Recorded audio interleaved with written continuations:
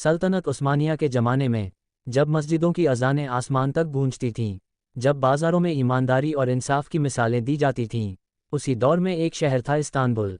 वहाँ एक जवान रहता था, उसका नाम था हमज़ा। दिखने में बहुत शरीफ लगता था, नमाज भी पढ़ता था, लोग उसे नेक समझते थे।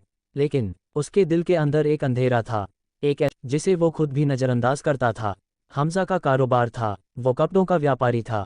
दुकान पर हमेशा भीड़ लगी रहती, लेकिन उसकी कमाई का तरीका साफ नहीं था। वो कपड़ों में मिलावट करता, नाप में धोखा देता और झूठ बोलकर ज़्यादा पैसे लेता। एक दिन एक बूढ़ा आदमी उसकी दुकान पर आया। बेटा, ये कपड़ा कितना है? हमज़ा ने मुस्कुराते हुए कहा, आपके लिए सस्ता, बस 10 दीनार। बूढ़े ने अपने कांपते हाथों से पैसे दिए, लेकिन वो कपड़ा असल में सिर्फ 5 दीनार का था। पास खड़ा एक आदमी सब देख रहा था। उसने हमज़ा से कहा, तू अल्लाह से नहीं डरता? हमज़ा हंस पड़ा, अल्लाह गफूर उर रहीम है, माफ़ कर देगा। वक्त गुजरता गया, हमज़ा की दौलत बढ़ती गई, लेकिन उसके गुनाह भी बढ़ते गए। एक रात वो अपने घर में सो रहा था। अचानक उसकी आंख खुली। कमरे में अजीब सा सन्नाटा था।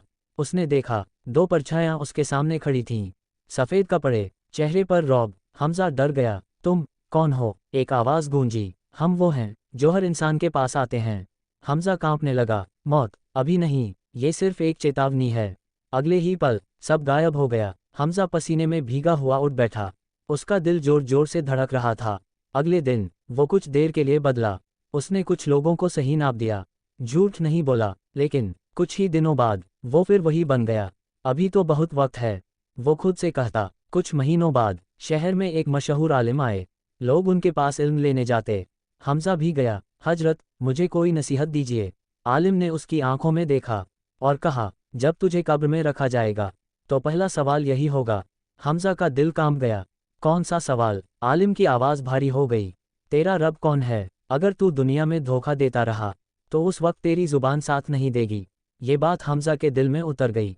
उस रात वो सो नहीं पाया। उसे अपने सारे गुनाह याद आने लगे, हर झूठ, हर धोखा। लेकिन फिर उसके अंदर का शैतान बोला, अभी जवान है, बाद में तौबा कर लेंगे।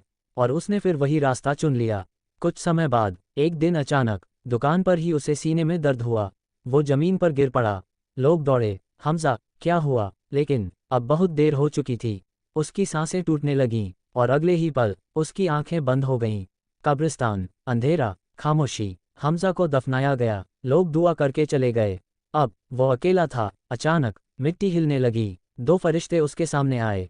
बैठ जा, आवाज़ गूंजी। हमज़ा डर के मारे कांपने लगा। तेरा रब कौन है? उसने बोलना चाहा, लेकिन उसकी जुबान बंद हो गई।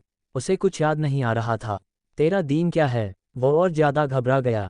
तेरा नबी कौन है? हमज़ा चिल्लाना चाहता था, लेकिन आवाज़ नहीं निकली। उसके गुनाह, उसके झूठ, सब उसके सामने आ गए। फरिश्तों की आवाज़ सख्त हो गई, तू नहीं जानता। और उसी पल उसकी कब्र तंग होने लगी। वो चीखने लगा, लेकिन कोई सुनने वाला नहीं था। अचानक उसे वही बूढ़ा आदमी दिखाई दिया जिसे उसने धोखा दिया था।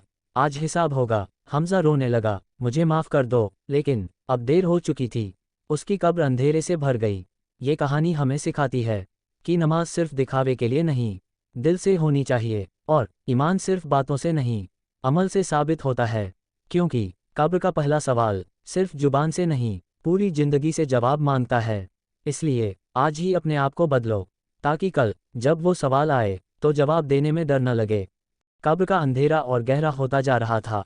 हमज़ा की चीखें मिट्टी में दब चुकी थीं। लेकिन ये कहानी यहीं ख़त्म नहीं होती। उसी शहर इस्तांबुल में एक और इंसान था। उसका नाम था अब्दुल रहीम। वो एक गरीब मोची था, दिन भर जूते सिलता और शाम को मस्जिद चला जाता। लोग उसे गरीब समझते थे, लेकिन असल में वो दिल से बहुत अमीर था। एक दिन वो उसी बाजार से गुजर रहा था जहां कभी हमज़ा की दुकान हुआ करती थी।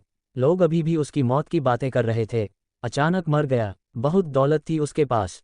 अब्दुल रहीम ने ये सब सुना और धीरे से कहा, असल दौलत तो कब्र में काम आती है। उस रात अब्दुल रहीम मस्जिद में बैठा था। उसने इमाम को कहते सुना, कब्र का पहला सवाल हर इंसान से पूछा जाएगा। ये बात उसके दिल में उतर गई। वो घर गया और पूरी रात सोचता रहा, अगर आज मेरी मौत हो जाए तो क्या मैं जवाब दे पाऊंगा? अगले दिन से उसकी ज़िंदगी बदल गई। वो अब हर काम अल्लाह के लिए करने लगा। जूते सिलता तो पूरी ईमानदारी से, अगर कोई गरीब आता तो मुफ्त में भी काम कर देता। एक दिन एक अमीर आदमी उसके पास आया, मेरे जूते ठीक कर दे। अब्दुल रहीम ने काम किया, लेकिन पैसे लेते वक्त कहा, अगर आपको लगे कि काम अच्छा है तो जितना दिल चाहे दे देना। वो आदमी हैरान रह गया। धीरे धीरे लोगों को उस पर भरोसा होने लगा, लेकिन अब्दुल रहीम का असली मकसद कुछ और था। वो हर नमाज के बाद दुआ करता, या अल्लाह, जब मुझे कब्र में रखा जाए तो मुझे सही जवाब देने की ताकत देना।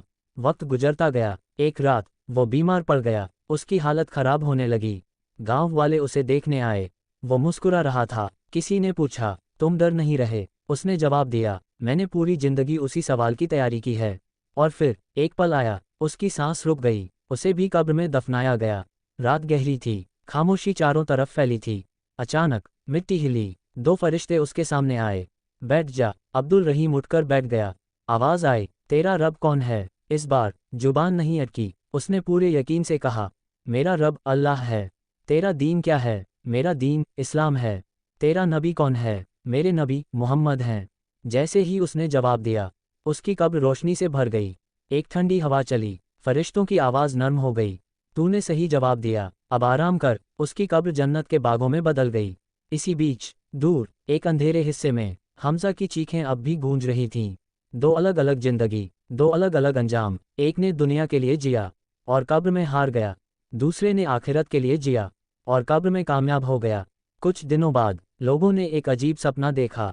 कई लोगों ने बताया कि उन्होंने अब्दुल रहीम को जन्नत जैसे बाग में देखा और हमजा को अंधेरे में। पूरा शहर हिल गया। लोग अब अपने आप से सवाल करने लगे, हम किस रास्ते पर हैं? मस्जिदें भरने लगीं। लोगों ने धोखा देना छोड़ दिया। हर कोई कब्र के उस पहले सवाल के लिए तैयार होने लगा। ये कहानी हमें दो बातें सिखाती है। पहली, गुनाह चाहे छुप जाए लेकिन कब्र में नहीं छुपेगा। दूसरी, अगर इंसान सच्चे दिल से जिए तो मौत भी उसे नहीं डरा सकती, क्योंकि कब्र का पहला सवाल इंसान की पूरी जिंदगी का आईना होता है। इसलिए आज से ही सोचो, अगर आज तुम्हें कब्र में रखा जाए तो तुम्हारा जवाब क्या होगा?